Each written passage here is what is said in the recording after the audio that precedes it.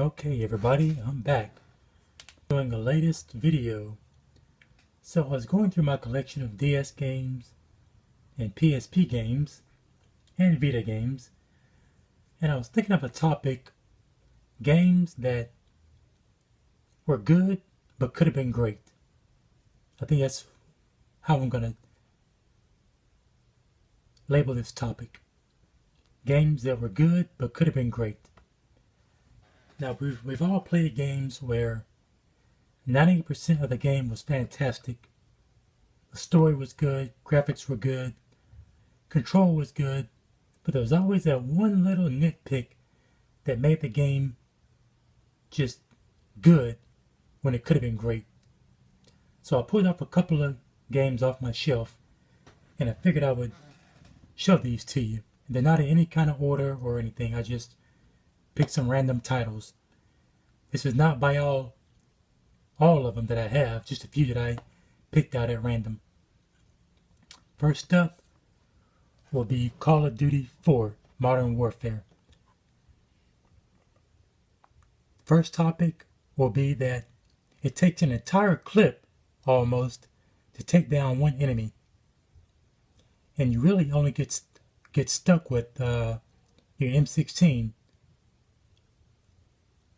and it takes like at least an entire clip just to kill one guy. They fixed that issue in the other games for the DS. And topic number 2 is, which will cover all of the Call of Duty games on the DS, are those boring mini games. I hate those with a passion, and I wish the developers, I think they were Nsafe, something like that, Nspace, would have had it where once you beat the game once, you could turn off the minigame options and just play through the story mode by itself without any minigames. I think that would have been pretty good. But anyway, number 1 on my list is the Call of Duty series. Number 2 would be Unit 13 for the Vita. Now, aside from boring minigames, my second least favorite thing in video games is having timed missions. I hate having to try to race the clock.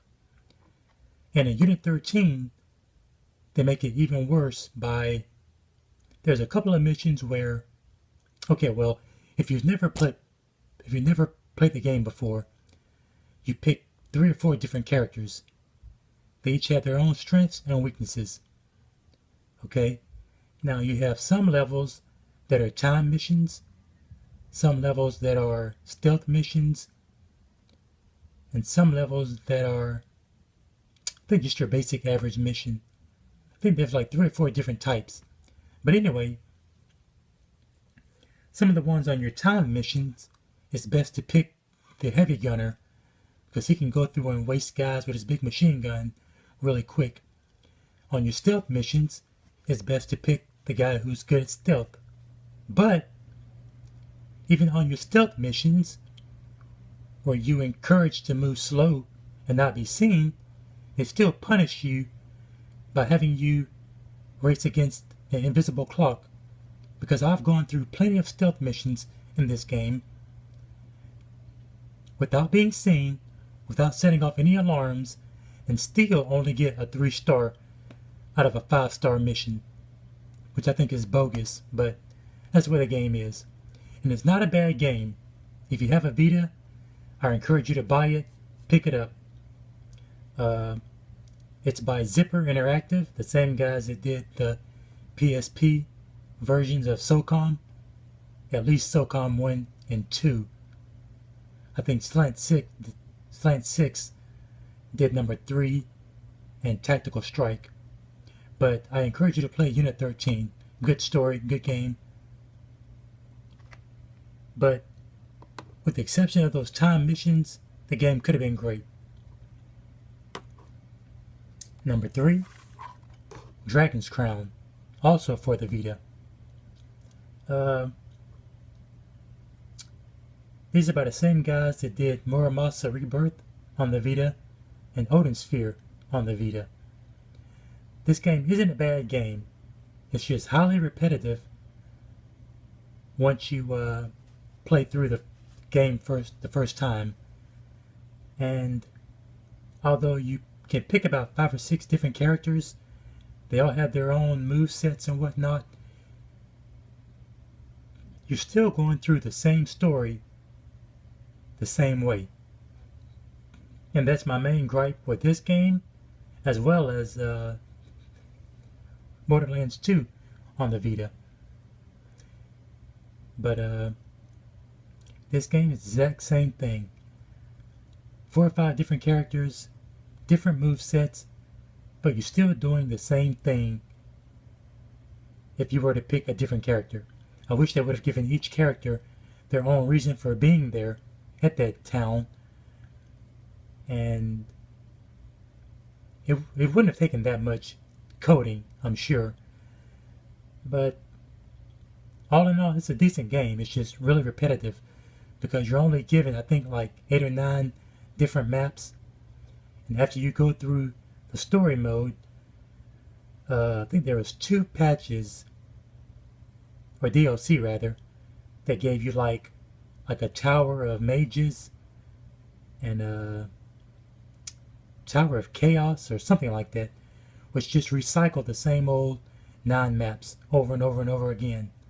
The enemies got harder, and I think your gear, you got better gear, but it was still seeing the same old 9 or 10 maps all over again, which, got repetitive after a while. But it's not a bad game.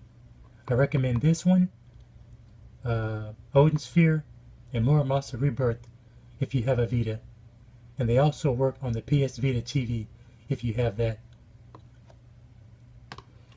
And the last game, but not least, well, almost last, is MLB Power Pros 2008. I'm not a big baseball fan, but when I do get the urge to play a baseball game, I like to have one on standby. And apparently this is a pretty good series, really popular overseas. This was the first year they brought it to the States. But when I booted it up and I got to play it, I was disappointed. Why? Because there's no season mode. Yep, you heard me. No season mode. So, what's the point of a baseball game or any sports game with no season mode? I mean, you have basketball games, you have racing games, you have golf games that have a season mode. You even have wrestling games that have a season mode. But no season mode on Power Pros 2008. So that was like this most glaring flaw right there. And last but not least is Killzone Mercenary for the Vita. The only thing that knocks this title down for the good but could have been great label is that its instant action missions are kind of boring. If you played SOCOM Fireteam Bravo 2 on the PSP, they did instant action missions perfect. You go through your story mode, but if you want to go through your instant action missions, they change every time you play. For instance, if you go, let's say map A. If you go through map A, your option this time may be to kill a drug dealer. If you go back and replay that same map over again, it may be this time maybe to photograph some evidence. If you go through it again, it may be to capture said drug dealer. But this game, all it gives you is, let's say, go through a mission without being seen, or go through a mission and take out some lead commander with a certain gun, and then that's it. You may have your easy, medium, and hard level, but that's it. I wish that they would have been more robust with their instant action missions, but that's the only flaw to an otherwise really good game. If you have a Vita, I recommend Killzone. Okay guys, that's a wrap up for my video of games that were good but could have been great. I'll see you guys later. Bye.